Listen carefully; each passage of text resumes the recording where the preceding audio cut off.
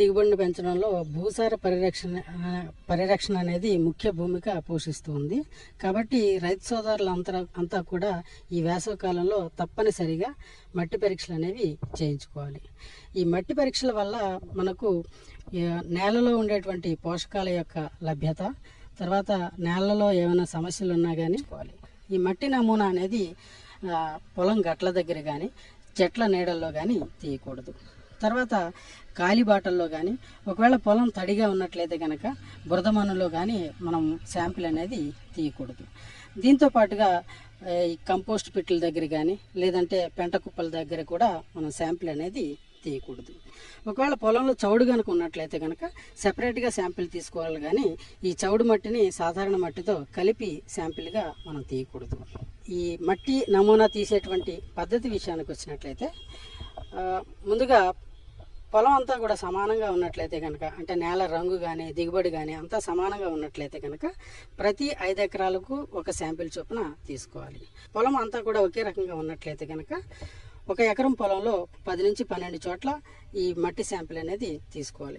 ఈ శాంపిల్ తీసుకునేటువంటి లోతు విషయానికి వచ్చినట్లయితే సాధారణ పంటలు, అంటే తక్కువ లోతు వేరు వ్యవస్థ కలిగినటువంటి పంటలు, ముఖ్యంగా వరి కానీ జొన్న, మొక్కజొన్న ఇట్లాంటి పంటలు అయినట్లయితే కనుక 15 సెంటీమీటర్ల లోతులో, అంటే అర్ధడుగు లోతులో శాంపిల్ అనేది తీసుకోవాలి.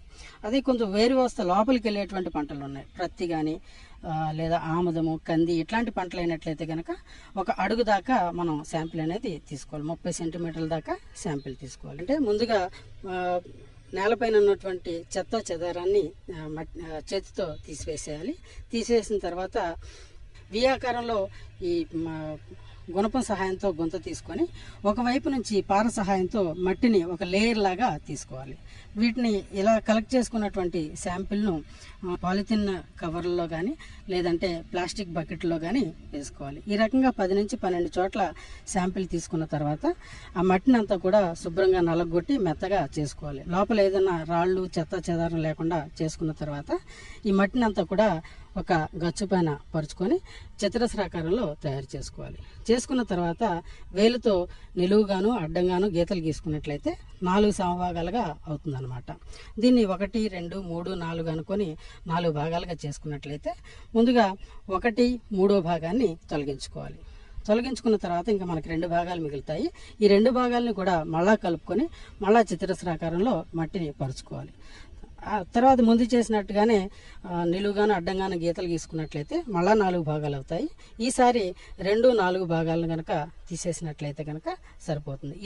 చల్లటి ప్రదేశంలో ఆ మట్టిని ఆరబెట్టాలి. ఆరబెట్టి బాగా పొడిగొట్టి మెత్తగా అయ్యేటట్టుగా చేసి 1 అరకిలో నమూనాని సేకరించి ఆ మట్టి నమూనాని ఒక గుడ్డ సంచిలో కానీ ఎట్లాగా నింపి దాంతోపాటుగా కొన్ని వివరాలు, రైతు యొక్క వివరాలను జత చేసి ల్యాబ్కి పంపించాలి. ఆ వివరాలు ఏంటంటే రైతు యొక్క పేరు, గ్రామము, మండలము, ఫోన్ నెంబరు, సర్వే నెంబరు, దీంతో పాటుగా గత 3 సంవత్సరాలుగా వేసినటువంటి పంటల వివరాలు, తర్వాత వేయబోయేటువంటి పంటల వివరాలు, శాంపిల్ కలెక్ట్ చేసినటువంటి తారీఖు, దీంతో పాటుగా ఏదైనా సమస్య ఉన్నట్లయితే కనుక ఆ సమస్య ఏంటి, ఒకవేళ పొలంలో గట్టి పొర ఉన్నట్లయితే గట్టి పొర ఉన్నట్లు, లేదా చౌడు ఉంటే చౌడు ఉన్నట్లుగా ఆ కాగితం పైన పెన్సిల్ సహాయంతో రాసి ఆ కాగితాన్ని ఆ కవర్లో వేసి పిన్ చేసి మనం ల్యాబ్కి పంపించుకున్నట్లయితే కనుక టెస్ట్ చేయడానికి వీలవుతుంది.